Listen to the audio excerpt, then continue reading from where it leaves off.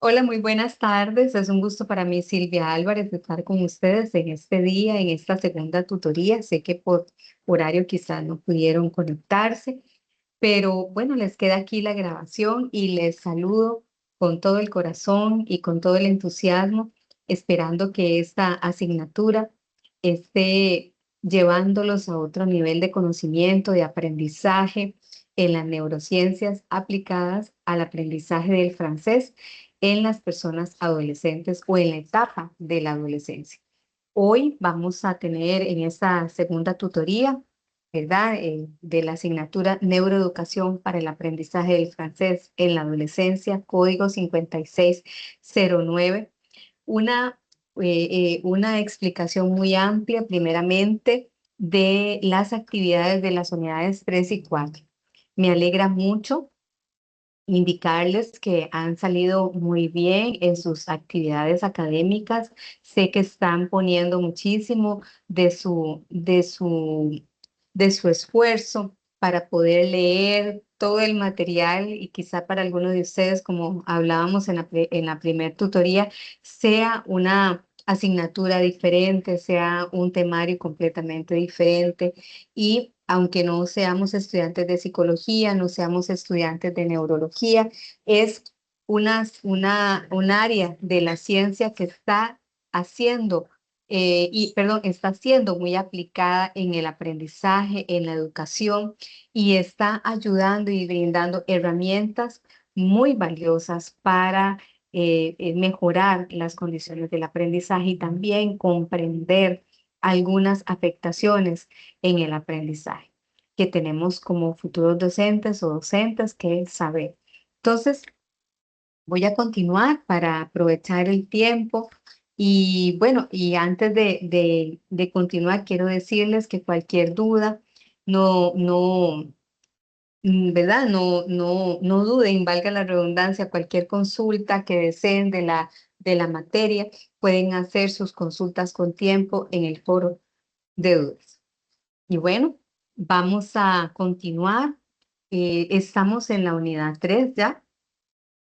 Esta es la tutoría que corresponde a la unidad 3 y a la unidad 4. Y bueno, en esta ya pasamos la primera fase, que fueron los cimientos del aprendizaje, ¿verdad? Los cimientos del cuatrimestre. Y ahora les estoy mostrando la hoja de ruta, ¿verdad? Que son las unidades 3 y 4.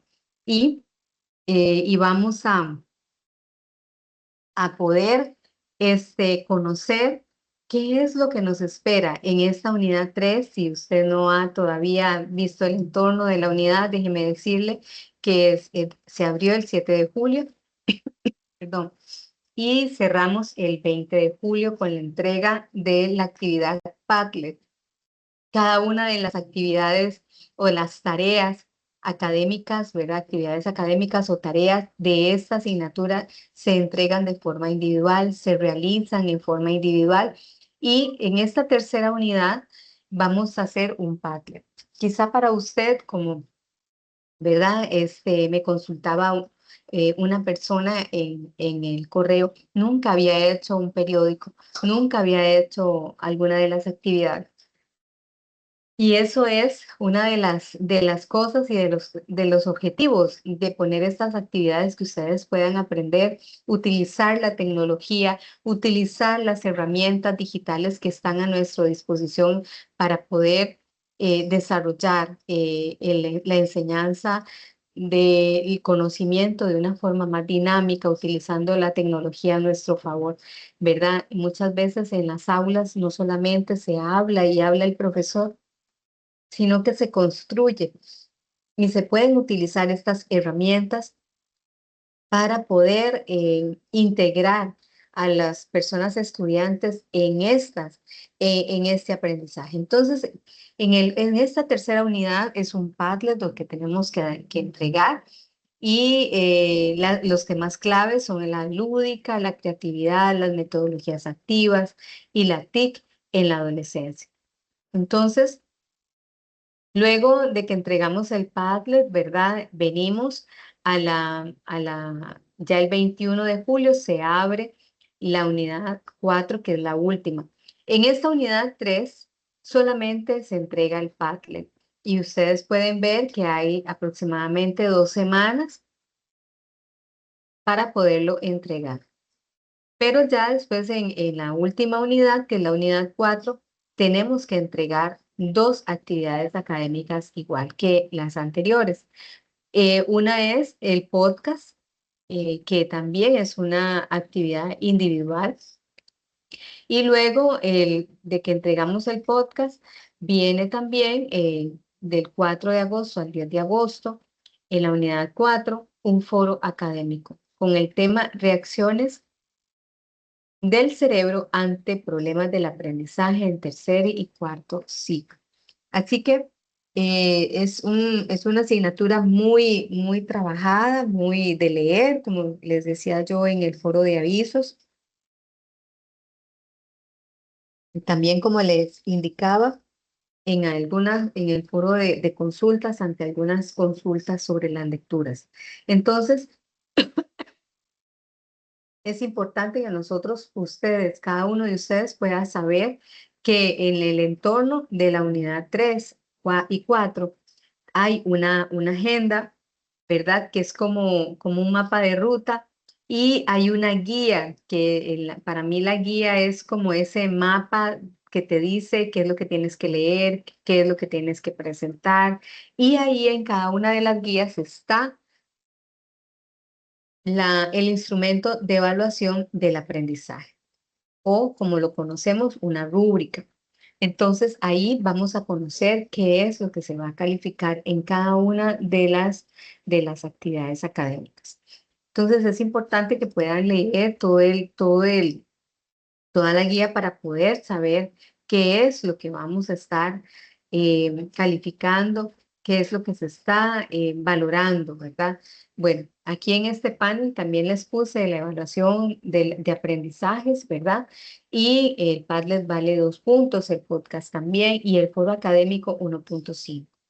Entonces, es importante que nosotros podamos saber qué es lo que tenemos que hacer en cada uno de ellos. Y bueno, voy a tomar un tiempo para poderles explicar qué es lo que hay que hacer en el Padlet, qué es lo que hay que hacer en el podcast, qué es lo que hay que desarrollar en el foro académico. Eso quiero aclarar que aunque yo les explique esto, ¿verdad? A grosso modo o en términos generales, es importante que ustedes se lean tanto la agenda como la guía de la actividad académica. Entonces, perdón, se me pasó una diapositiva. Entonces, quiero hacerles e indicarles algunas especificaciones de cada una de las actividades. Y como mencionaba anteriormente y enfatizo, ¿verdad? En la unidad 3, que es en la que estamos, se entrega un Padlet. El Padlet es lo que conocemos como una pizarra digital o una pizarra visual interactiva. Entonces, es un muro, como el muro o una pizarra, ¿verdad? Que a veces tenemos en el centro educativo, donde se ponen notas, donde se ponen dibujos, donde se ponen avisos, donde se ponen una serie de informaciones para exhibirla a otras personas.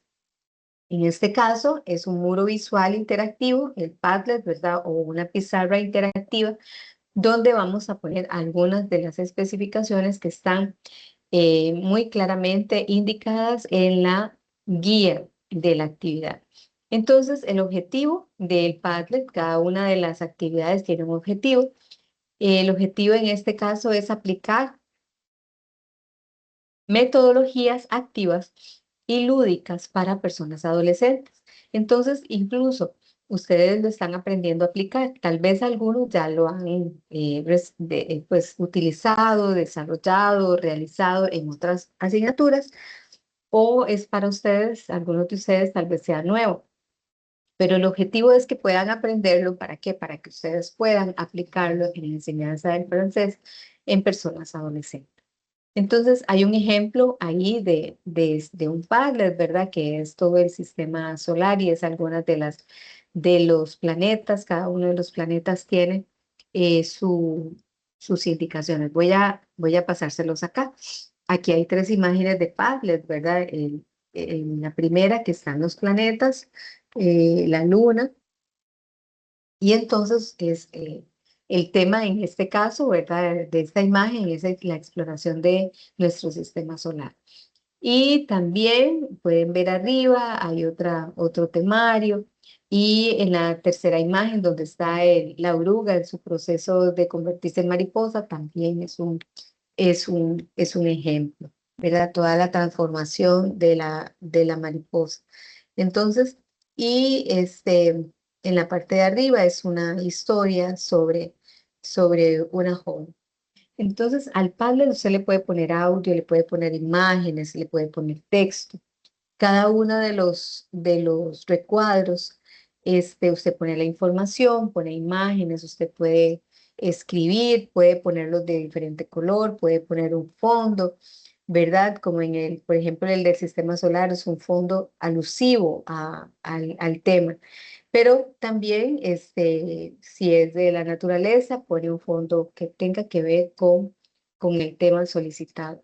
Entonces, es importante que nosotros podamos saber que el Padlet es una herramienta muy, muy dinámica, es una herramienta muy interesante, muy interactiva. Incluso usted lo puede implementar en su clase con un grupo, ¿verdad? Como un trabajo colaborativo donde cada uno de los miembros de ese equipo, del grupo, puede hacer sus aportes, poner sus imágenes, pueden, ¿verdad? Como si fuera una pizarra en el pasillo de la escuela o del colegio.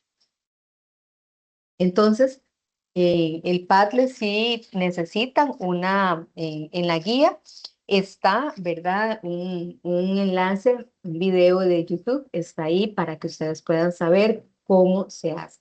Es un video tutorial que les pusimos ahí para que ustedes puedan saber cómo se realiza y en dónde puedo realizar el Padlet. Hay plantillas de Padlet, hay plantillas de, ¿verdad? Y quiero ser muy específica en esto. Esto no es una presentación de PowerPoint, así que no lo hagan en una presentación de PowerPoint, porque no es una presentación de PowerPoint, es un Padlet. Hay aplicaciones, hay herramientas digitales para que usted pueda hacer un Padlet y son gratuitas. Entonces usted puede subir imágenes, puede poner audios, puede poner un video, puede ponerle música, ¿verdad? O sea, es toda su creatividad ahí, eh, puesta en práctica. Así que no hay ningún problema. Y entonces en la guía está cómo hacerlo, si usted nunca ha hecho un Padlet, y también cómo buscar esa herramienta en Internet para que usted pueda desarrollarlo de manera creativa, ¿verdad? Ah, bueno, y por supuesto están todas las indicaciones, el contenido temático que usted tiene o el temario, los subtemas, las imágenes que usted tiene que colocar en su Padlet. Bueno, luego de que hacemos el Padlet, se cierra la unidad 3, se abre la unidad 4 y en la unidad 4 tenemos que hacer un podcast.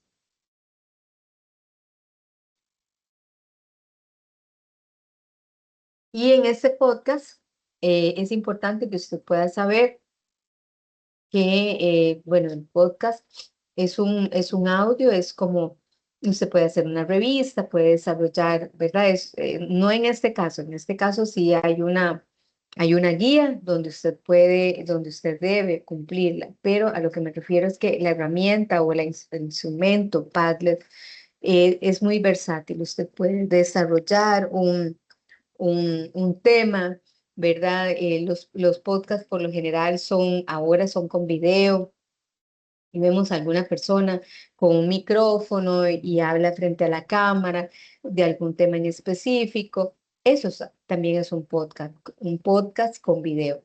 Pero también este, hay podcasts que son solamente audio. Entonces, es importante que podamos saber que hay diversas formas de desarrollar o diversos tipos de podcasts. Y bueno, el proceso en este caso para la unidad 4 es que, bueno, luego de que usted lee el material de la unidad 4, ¿verdad? Pueda definir el tema, especificar la población con una cita teórica, ¿verdad? Planificar el guión, citar las referencias y también hacer, no solamente citar las fuentes que usted ha utilizado, sino también escribir las referencias bibliográficas según el formato APA séptima edición, igual que las citas. El entregable tiene que tener la portada más el enlace de su podcast. El podcast usted lo puede colgar en Spotify, ver abriendo un canal de Spotify en privado o también en YouTube, abriendo un canal de YouTube y usted sube su podcast ahí y entrega en el entregable de la tarea, valga la redundancia, el enlace de su audio o de su podcast. Verifique que ese audio abra sin complicaciones, que no tenga restricción por paga, que no tenga restricción horaria, ¿verdad? Porque en algunas latitudes eso ocurre. Luego, que hemos entregado el podcast, viene el foro académico. Y en este foro académico tiene un tema central, ¿verdad? Tiene un tema central que es la neurodiversidad y dificultades de aprendizaje en clases de francés. Y tienen que hablar de las implicaciones neuroeducativas en la adolescencia. Entonces es bastante, ¿verdad? Movido esta asignatura. Así que vamos a continuar. Ahí me disculpan si hago unas pausas, es que estoy tomando una bebida porque he estado afectadita de la garganta. Muchas gracias por la comprensión. Y luego, como les digo, todas estas indicaciones en más detalle y más específicas están en cada una de las unidades. Está la agenda y está la guía de la actividad. En la guía ustedes van a encontrar la rúbrica, que es el instrumento de evaluación, que yo les recomiendo que ustedes lo lean con detalle para que ustedes puedan saber qué es lo que se va a evaluar y ustedes puedan también guiarse por eso, por las rúbricas en el desarrollo de su tarea. Entonces, por supuesto, están leyendo los recursos o el material o las lecturas, ¿verdad? Hacer las lecturas para que ustedes puedan desarrollar muy bien la tarea. En este día quiero, bueno, si tienen alguna duda, ¿verdad? Perdonen que pasé y no les dije, para hacer un cierre en esta fase o sí, en esta fase 1 de la explicación de las actividades académicas, si tienen alguna duda, háganla con tiempo a través del foro de dudas. Quiero decirles y aclararles que el correo electrónico es únicamente para situaciones personales y situaciones, sí, personales que sean muy privadas, ¿verdad? Que haya que explicarlas, que no quieren que las demás personas se den cuenta. Y más que todo es para explicar situaciones personales, ¿verdad? Para poder conocer cuál es la situación y ver todas las posibilidades como docente. Mi caso como docente puede ayudarles en todo lo que se pueda según el, el reglamento general estudiantil y también de la institución. Entonces, vamos a continuar y vamos a hablar de la neurodiversidad. Muy brevemente vamos a hablar de la neurodiversidad. ¿Qué es la neurodiversidad? ¿Por qué es tan importante la neurodiversidad en el contexto educativo? ¿Por qué yo tengo que saber como futura profesora o futuro profesor de la enseñanza del inglés? ¿Por qué es importante saber de la neurodiversidad? Ahora estamos escuchando muy constantemente este término, estamos escuchando más constantemente el término como trastornos del neurodesarrollo, estamos escuchando neurodiversidad y eso es importante y vamos a valorarlo en este momento. ¿Qué es la neurodiversidad? La neurodiversidad es una rama, ¿verdad? de la neurociencias que describe esas diferencias eh, que tiene el cerebro en sus funciones. Es decir, describe esas diferencias en todas las áreas en las que el cerebro aprende, en el que el cerebro presta atención, ¿verdad? Entonces, la idea no es que hay una sola forma correcta de que el cerebro funcione, sino que nos explica, nos describe la multiforme funcionalidad del cerebro humano. Entonces nos explica cómo funciona la atención, nos explica cómo funcionan valga la redundancia, las funciones ejecutivas, cómo funciona el aprendizaje, cómo funciona el oído, cómo funciona el sistema nervioso, cómo funciona todo el proceso en que el niño y la niña aprenden a leer, aprenden a hablar, aprenden a memorizar, cómo funciona el escuchar, cómo ese escuchar es importantísimo para la hora de escribir. ¿Verdad? Entonces, ese proceso del cerebro, cuando yo estoy aprendiendo, cuando se está aprendiendo las letras, los sonidos de las letras, cómo asociar las letras el grafema, al fonema, ¿verdad?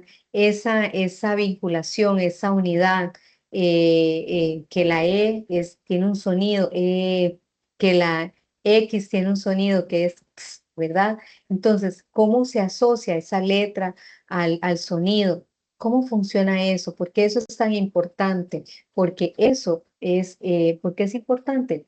Bueno, les voy a decir, porque es el motivo por el cual los niños y las niñas aprenden las letras y también aprenden a verbalizar sus sonidos, pero también al unir esas letras aprenden palabras y saben cómo decir esas palabras, el sonido de esas palabras, y cuando unen palabras hay un sonido de esa frase y pueden identificar qué dice esa frase, pueden identificar qué significa cada una de esas palabras y pueden formar oraciones. Entonces, existe una amplia gama de formas en que las personas perciben, pero también en las formas en que las personas responden al mundo, a los estímulos. Y como también existen diferencias que tenemos que aceptar y también fomentar esas diferencias y la identificación de esas diferencias. No todos aprendemos igual, no todos prestamos atención igual, no todos tenemos esa capacidad de prestar atención más de una hora, ¿verdad? Entonces, algunos tienen más capacidad cognitiva para prestar atención más de una hora, hay otras personas que no. ¿Por qué? ¿Por qué se da eso? Entonces, esto tiene que ver por las diferentes formas en que el cerebro funciona en las personas. Entonces, claro, cuando hablamos nosotros de neurodiversidad, tenemos que hablar de trastornos del neurodesarrollo, que se vinculan con este funcionamiento del sistema nervioso, este funcionamiento del cerebro, y aparecen durante la maduración del cerebro, ¿verdad? Aparecen, aunque, es decir, se hacen evidentes, ¿verdad? Durante la maduración del cerebro. Entonces, los trastornos del neurodesarrollo podemos indicar que son aquellas dificultades que inician en la infancia, ¿verdad? No es que el adolescente tiene un trastorno del neurodesarrollo, no, lo que pasó fue que se diagnosticó, se reconocieron las señales en su aprendizaje, en su comportamiento, en su forma de hablar, en su forma de conducirse, en lo cognitivo, en lo afectivo, y entonces se puede en la infancia o en la adolescencia se pueden identificar esos rasgos, pero eso no significa que no estuvieron antes, ¿verdad? Sino que se expresan de diferentes formas, se evidencian de diferentes formas. Hay varias señales que podemos nosotros ver y poder decir, bueno, es un trastorno del neurodesarrollo, es un trastorno del aprendizaje, ¿verdad? Y entonces podemos nosotros validar eso para poder sugerir a la familia que sea este niño, esta niña, o en este caso la persona adolescente, pueda ser valorado por un profesional en psicología, ¿verdad? Y pueda ser diagnosticado de una forma efectiva y se le pueda ayudar. Entonces, los trastornos del neurodesarrollo se clasifican por se- ¿cómo se clasifican? Bueno, se clasifican por causas ambientales. ¿Qué significan las causas ambientales? Significa que la madre estuvo expuesta a sustancias, estuvo expuesta a algún cosas en el ambiente que pudo causar este trastorno durante el embarazo. Entonces estamos hablando muchas veces de algunos tratamientos muy fuertes, algunos tratamientos médicos, puede ser también por, como les dije, cosas en el ambiente, donde hay alguna toxicidad en el ambiente, está cerca de una fábrica donde hacen ciertas sustancias, ¿verdad?, que están afectando a la madre. Entonces, hay trastornos por causas ambientales, pero también por síndromes, ¿verdad? Se ve, hay síndromes, se da por síndromes, pero no solamente por causas, sino estamos bien, sí, cuando hablamos de síndromes estamos hablando de que hay varios, síntomas que no podemos decir, bueno, es solo un síntoma y podemos decir que es el trastorno del neurodesarrollo. Y también hay otros que se clasifican porque no hay una causa específica. Entonces, es importante que nosotros podamos saber que los estudiantes con dificultades para aprender, sea por retraso o por alguna dificultad específica, son particularmente vulnerables al estrés y a la ansiedad. Entonces son estudiantes que necesitan rutinas muy firmes, rutinas muy clarificadas, rutinas tanto en la casa como en la escuela, en su vida social, y tienen que ser esas rutinas muy clarificadas, muy bien marcadas para brindarles seguridad a estos niños y niñas. Entonces, es importante que nosotros podamos saber esto. En el centro educativo tiene que haber esas estructuras, no dinámicas, sino esas agendas, ¿verdad? Bien firmes cuando tenemos chicos en las aulas con trastornos del neurodesarrollo. Es importante que sepamos que cuando ya ellos están en la adolescencia, sufren, tienden a culpabilizarse, tienen una autoestima quizá dañada porque les han hablado muy, ¿verdad? Les han puesto apodos, les han hecho bullying, tanto en la casa como en la calle, en la escuela, ¿verdad? Y ellos muchas veces se identifican por el diagnóstico que tienen, no por las habilidades que tienen, no por los talentos que tienen, sino que se sienten incapaces de afrontar cotidianamente los retos de las actividades escolares y también de la interacción social.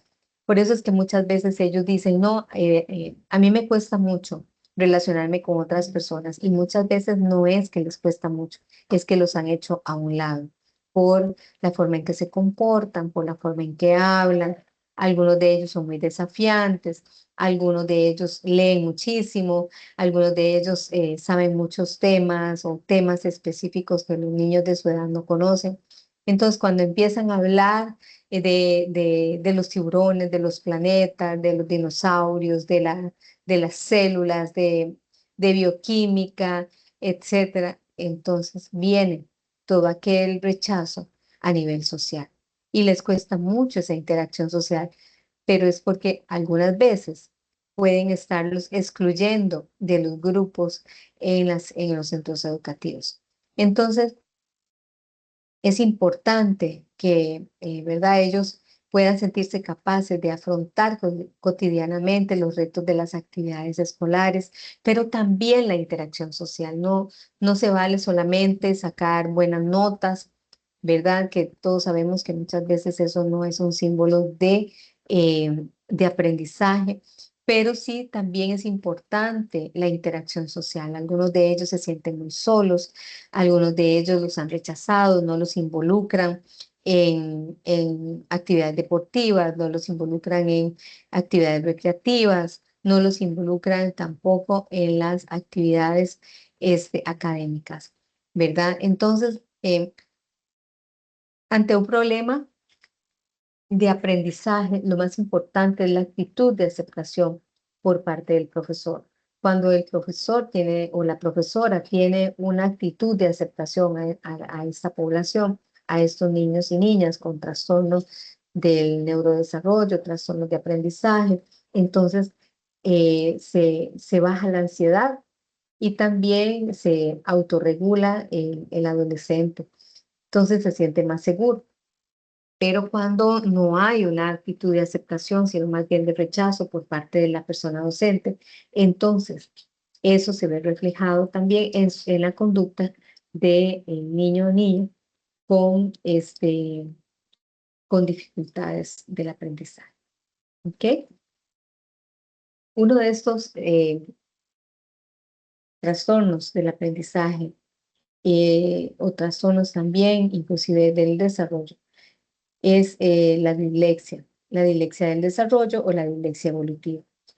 Y la dislexia es una disfunción de origen neurobiológico que la causa o es causada por un desarrollo atípico de algunos subsistemas neuronales que participan en la lectura. ¿Se acuerdan que les dije que muchas veces cuando los niños empiezan a hacer sus fonemas y empiezan a relacionar ese fonema con esta letra, ¿verdad? Esta letra suena así, esta palabra, todo este conjunto de letras suena, forma esta palabra y esta palabra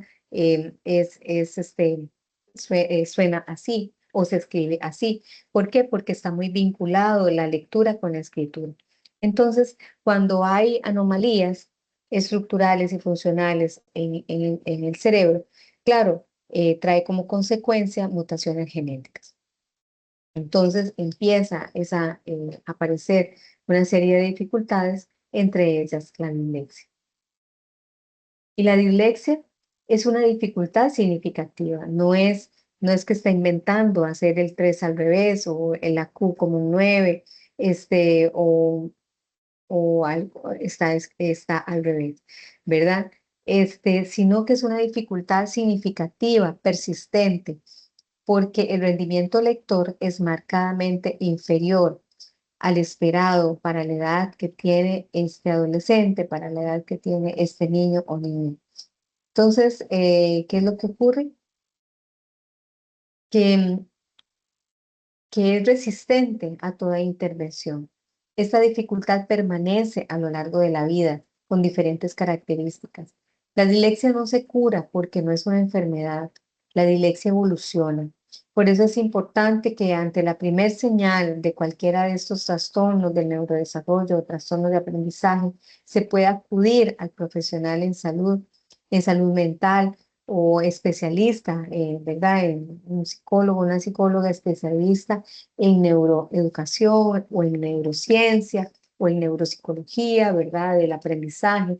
Entonces, ¿por qué? Porque si no se aborda a tiempo, si no se aplican una serie de atenciones y también de poder hacer un cambio en las rutinas, un cambio en el reforzamiento de la lectura, de la escritura, y asimismo una serie de herramientas. Entonces, el problema va a evolucionar, la dislexia va a evolucionar, va a hacerse más grande, ya no va a ser una letra, ahora va a ser palabras, van a ser varias letras en un mismo texto.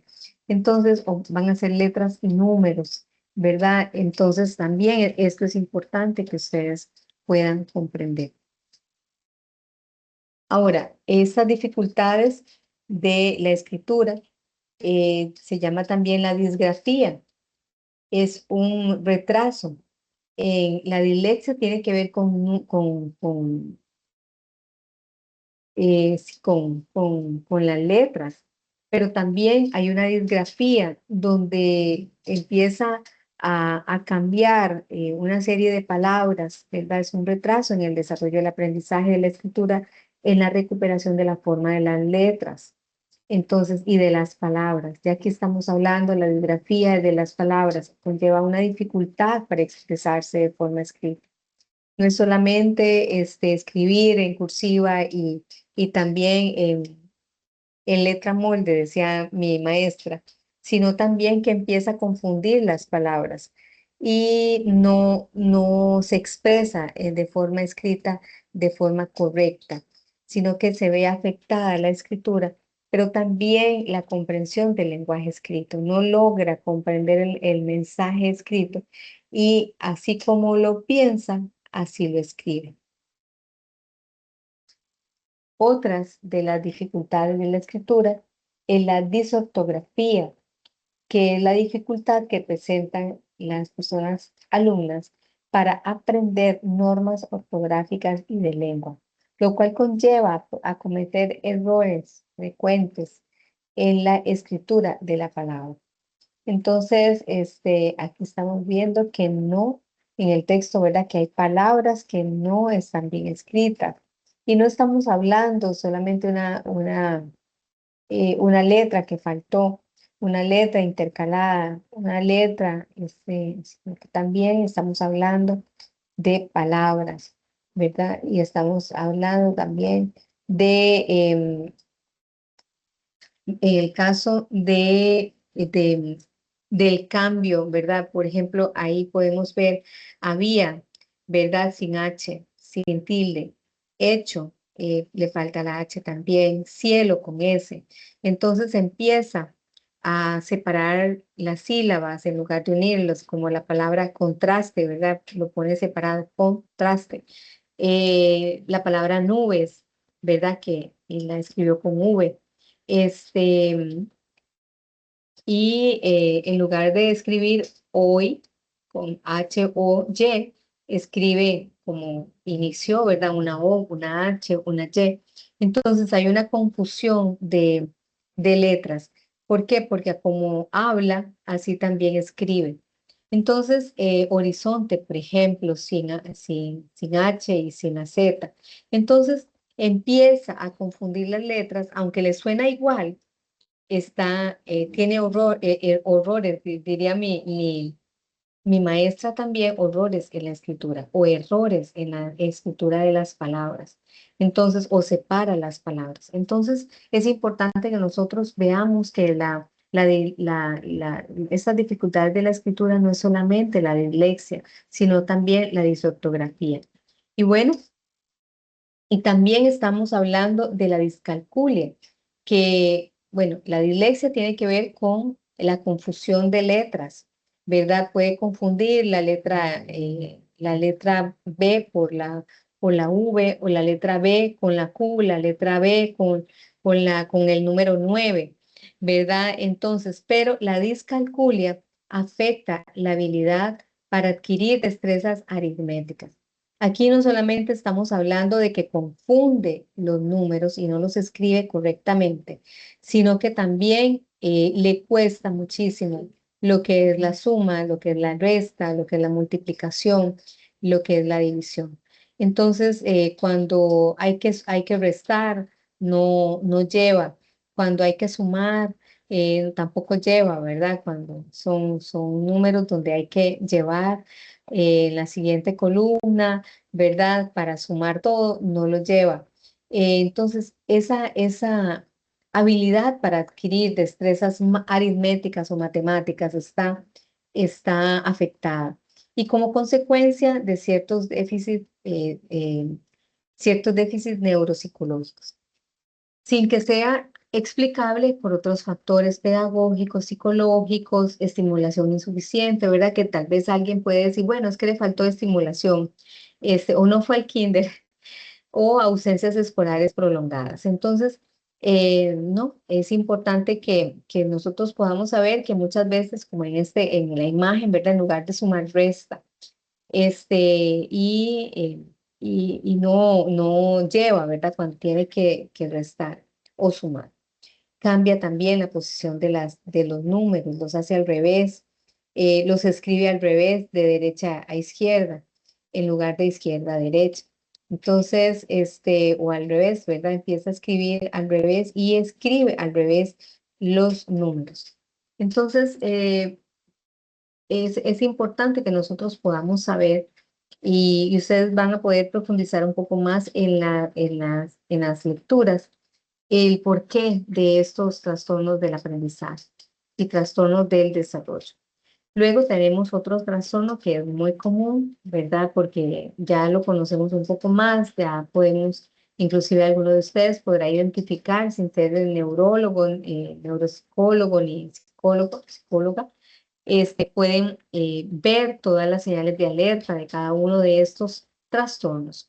Y tenemos uno de ellos que es el trastorno por déficit de atención, con hiperactividad o sin hiperactividad.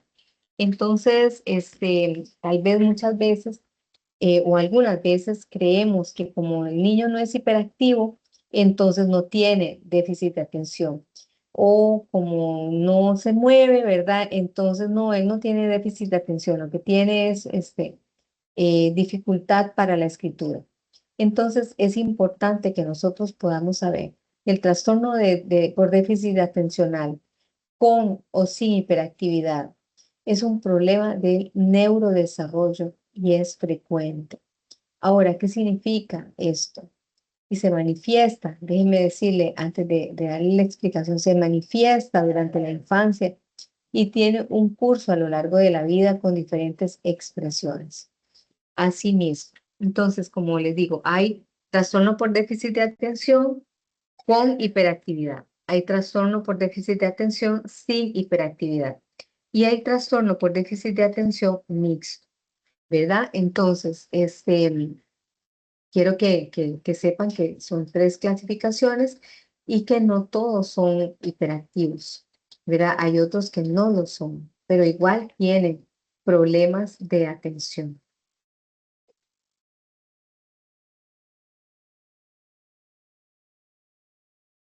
Ahora, ¿qué dice la neurociencia? La neurociencia indica que el aprendizaje organiza y reorganiza la estructura física del cerebro. Por eso es que siempre motivamos a las personas a estudiar algo diferente a lo que están acostumbrados a hacer. Entonces, ¿por qué? Porque implementar la lectura de un libro completamente nuevo, diferente, o llevar una clase diferente en la universidad, un curso, entonces hace que el cerebro se estructure o se reorganice de forma diferente a como estaba organizándose anteriormente. En segundo lugar, diferentes partes del cerebro pueden estar listas para aprender en tiempos diferentes. Eso es importante, esto es lo que nos dice la neurociencia. Diferentes partes del cerebro pueden estar listas para aprender en tiempos diferentes. No todos aprendemos en el mismo tiempo, no todos aprendemos de la misma forma, no todos aprendemos al mismo ritmo y no todos aprendemos memorizando.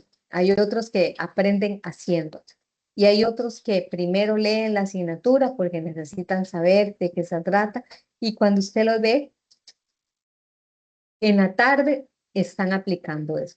Entonces, número 3, el cerebro posee una maduración lenta, pero progresiva, que se lleva a cabo durante las 2 primeras décadas de la vida.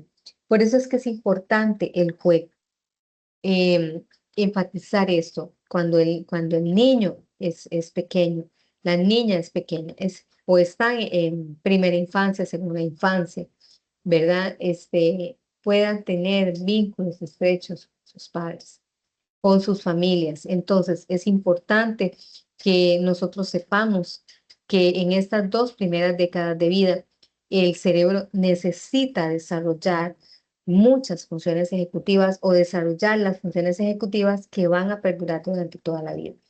Y eso se hace también en el caso de los niños a través del juego. El juego con su familia, el juego con adultos, el juego con los padres, el juego con la familia, con los primitos, el juego, ¿verdad? Y eso le ayuda muchísimo a esas nuevas conexiones cerebrales y a la organización y reorganización de la estructura física del cerebro y la neurogénesis. Entonces, ¿qué más dice la neurociencia? Número 4, que la experiencia lo va modificando.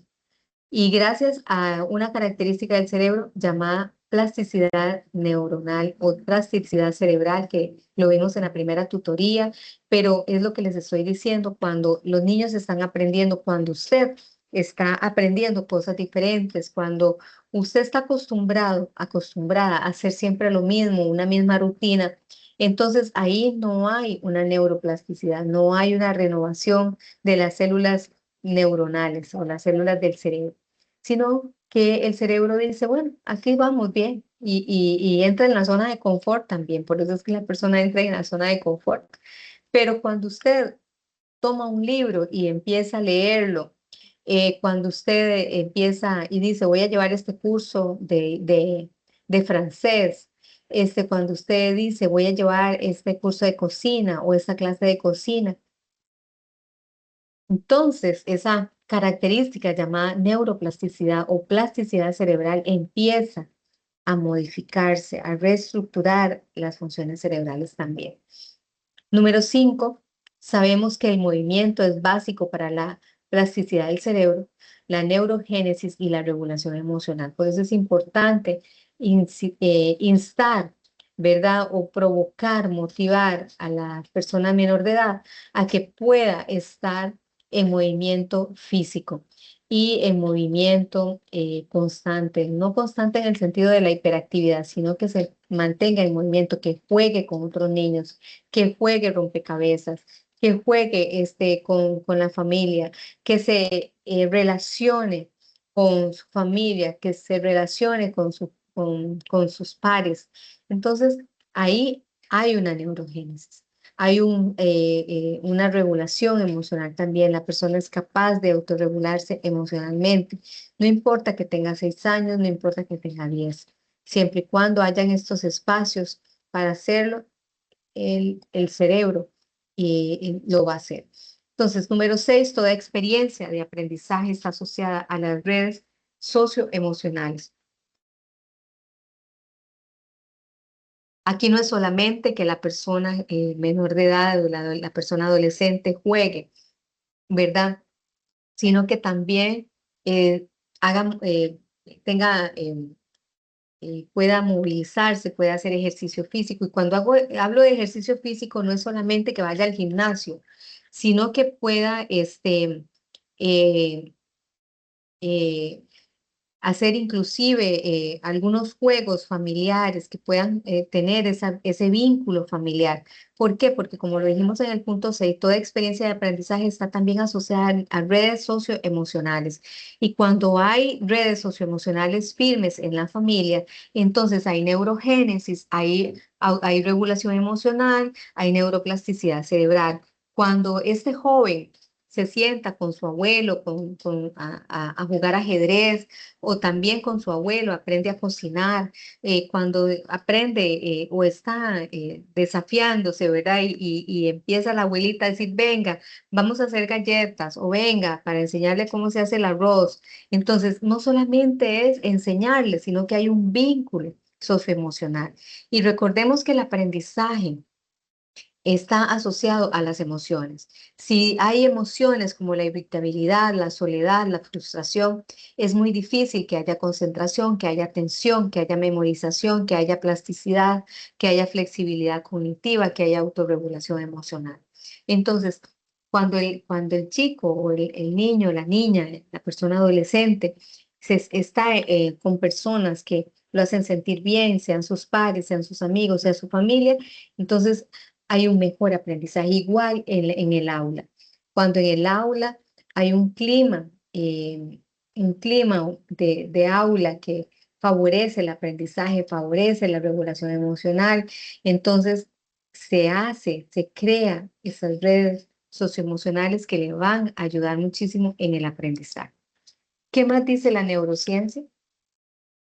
Sin una buena nutrición no hay buen aprendizaje. Entonces es importante una buena nutrición, una comida saludable, de proteínas, más a esta edad que están los músculos, los huesos creciendo, ¿verdad? Entonces Es importante una buena nutrición, pero si no hay una buena nutrición, no hay aprendizaje. Comida saludable, el dormir bien, el dormir mínimo las 8 horas. Por lo general, las personas adolescentes duermen mucho, porque mientras duermen, no solamente el cerebro se regenera, sino también que el cuerpo crece. Y sin una buena nutrición, ¿verdad? Con frutas, verduras, proteínas, pues es muy difícil que si esto no está presente, una buena nutrición, es muy difícil que haya una buena eh, calidad de aprendizaje. Y luego, otro de los puntos que ya lo mencioné, el sueño permite consolidar el aprendizaje. Y mientras dormimos, el cerebro aprende. Y mientras dormimos, hay muchas funciones ejecutivas que se pueden establecer y funciones nuevas que se pueden implementar. Y número 3, el estrés tóxico afecta el aprendizaje y la toma de decisiones. Por eso es que es importante la regulación emocional. Es importante que la persona adolescente pueda saber que, que esas emociones siempre van a estar ahí, pero es importante que el estrés no le gane. ¿Se acuerdan del sistema DAS que facilita el aprendizaje? Bueno, el estrés tóxico, como lo dijimos en la tutoría pasada, rompe ese vínculo, ese sistema DAS y entonces no se puede aprender. Entonces el estrés tóxico afecta el aprendizaje y la toma de decisiones. Cuando el joven está expuesto a un ambiente laboral de, de que nadie está en la casa, de que no hay comida, de soledad, ¿verdad? El estrés porque salió mal, el estrés porque hay violencia intrafamiliar. Entonces, ese estrés tóxico afecta el aprendizaje y la toma de decisiones y afecta las funciones ejecutivas, afecta todo lo que tiene que ver con el aprendizaje, con la atención, con la memorización. Entonces, es importante que aún en el aula, que no haya un estrés tóxico, ¿verdad? No permitir eh, el bullying, los apodos, las malas palabras, ¿verdad? Porque eso puede causar también un estrés en los chicos, añadido al estrés que traen de la casa, añadido también a la situación de su identidad, puede afectarle el aprendizaje y la toma de decisiones.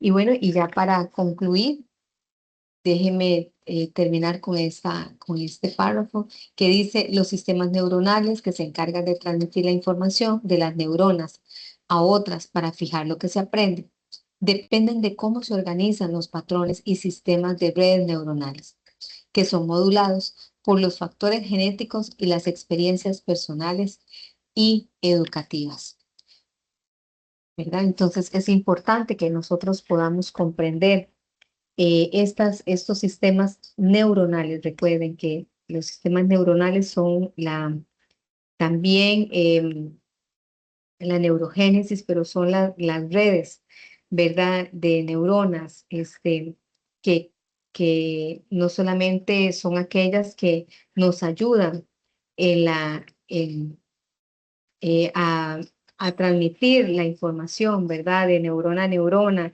y de sistema a sistema, sino también ayuda en procesar la información, en llevar la información académica o lo que estamos aprendiendo de un órgano a otro.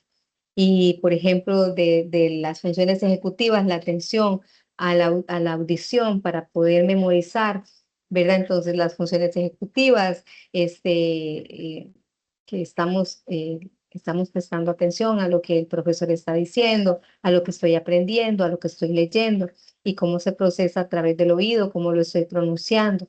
Entonces, toda esa información se transmite a través de redes neuronales.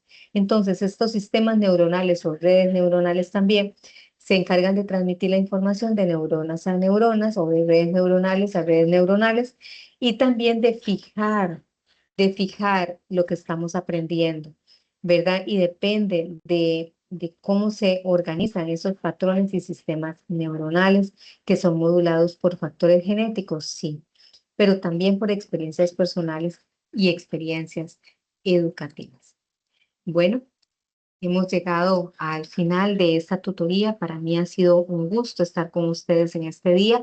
Les deseo muchísimos éxitos en cada una de las actividades que vienen a continuación en esta unidad 3 y en la siguiente, en la unidad 4.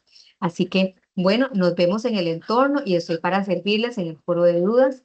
Y si tienen alguna duda, estoy para servirles. Que tengan una linda semana y les deseo muchos éxitos. Hasta luego.